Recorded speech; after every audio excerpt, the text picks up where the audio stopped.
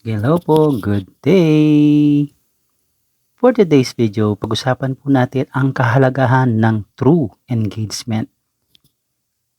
Ano po yung ibig sabihin ng true engagement para sa ating mga content creator?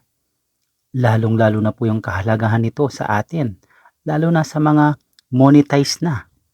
Yan, ang true engagement, ibig pong sabihin yan, yung pagtapos mo ng video, mapa-reels man po yan o long form video, kailangan po tapusin yan.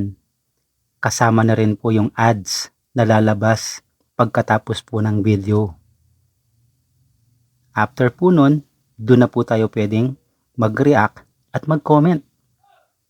Pwede rin po, mas maganda kung may share natin yung video.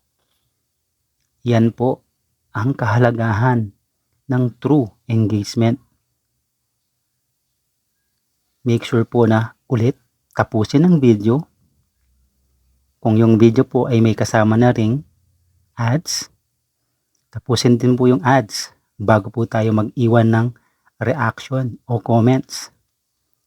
Yan po, mahalaga po yan sa ating mga content creator, lalong-lalo na po sa mga monetize na.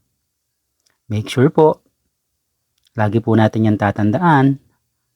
Hanggang sa muli, ako po ang iyong Kuya Masyong. Thank you for watching. Follow and subscribe. Bye-bye!